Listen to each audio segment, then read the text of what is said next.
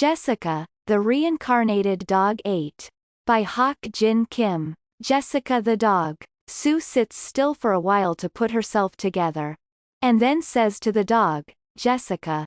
Do you know Jenny? When I heard Ellen would like to put you in Jenny's house because you liked to stay with Jenny. I was curious because I thought you just saw Jenny once at the restaurant. Okay, let me ask you. Do you know her? If yes, nod twice. Jessica nods twice. Was she your lover when you were Andy? Sue asks. Jessica nods once. Then who is she? Jessica stays still, and quiet. Sue doubts who is Jenny to Jessica. All of a sudden Sue figures out what's happening. Her late father is reincarnated into a dog with all the previous memory. That's why Jessica behaved so oddly since she arrived at her house.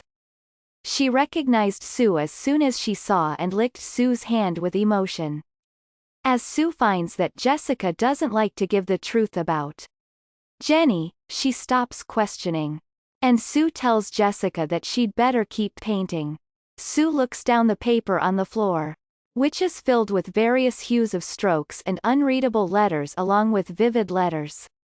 It is a real art piece by the look of it. Sue says, "You must be proud of you, huh? It looks like an expressionist painting." Jessica mumbles, "Thanks," by drawing the letter, D. After that afternoon Sue sees Jessica as her cute pet, as well as her late father Andy. The day comes when Jessica can see Jenny in her house. Jessica plans to do what has been in her mind. Worryingly, that may be shocking news to Sue and Jenny. On the other hand, Sue also has made up her mind. What to do about Jenny and Jessica? 5 of them stand in front of the grand door. Kate and John greet them at the door. Jenny stays in the kitchen, with the household servant to check everything in order. Tom's family is guided to the dining room, where a glass-fronted golden cabinet displays valued pieces of china. Jessica is also seated on the chair between Jenny and Ellen. Jenny, as the oldest one, speaks first. "I'm very happy to have all of you here. I want to thank you, Mr. and Mrs. Hanson, for everything. And Ellen did a lot of things for me. I really appreciate it. And Jessica, you were the best one for me," Jenny says and pets her smoothly. "We are very happy to see you get well, Mrs. Bacon. And I want to thank you for inviting us here," Tom says. "As a wine lover, I appreciate your serving this top-quality wine. What a great taste it is. And you have a beautiful big house," Tom says. Jenny smiles at Tom and says, "Thank you. You can come over any time from now on to talk about literature." Tom says, "You heard of me from John." "Yes, I'd love to talk about works, especially about Poe's novels. I heard you've worked dealing with legal matter. You sound like you're interested in literature."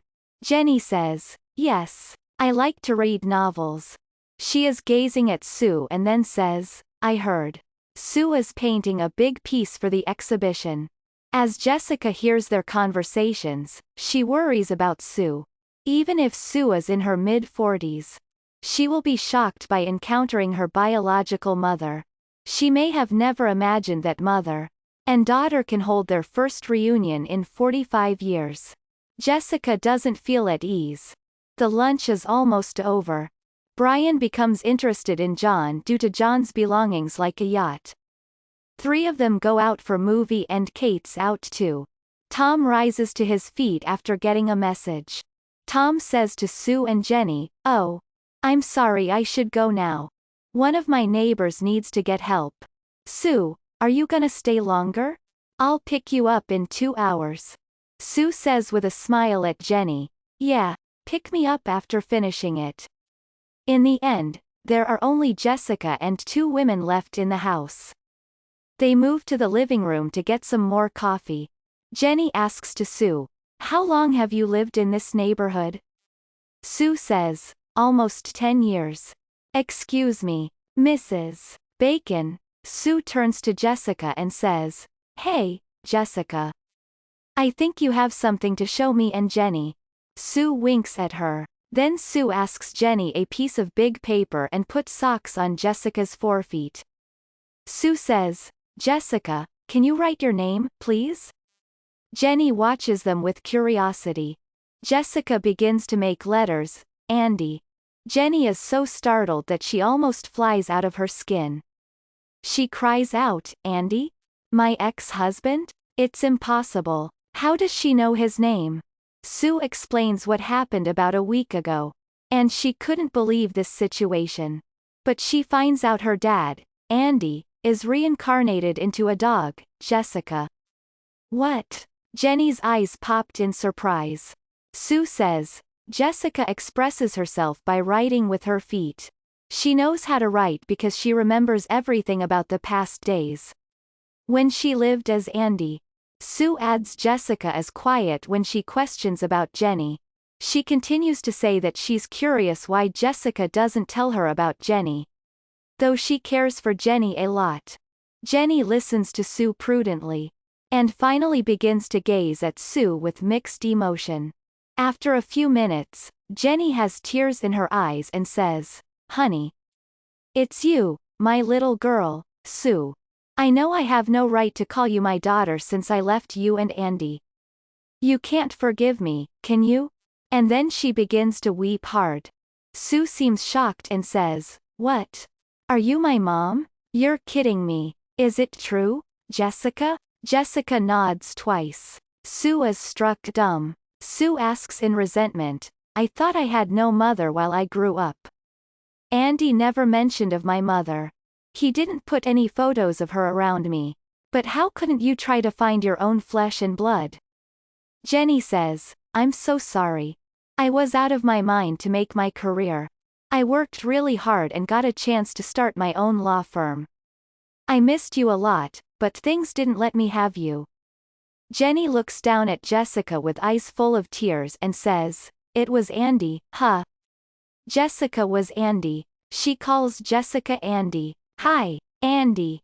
Jessica nods once. Sue instantly reacts to Jenny. "Don't call her Andy. She doesn't want to be called like that.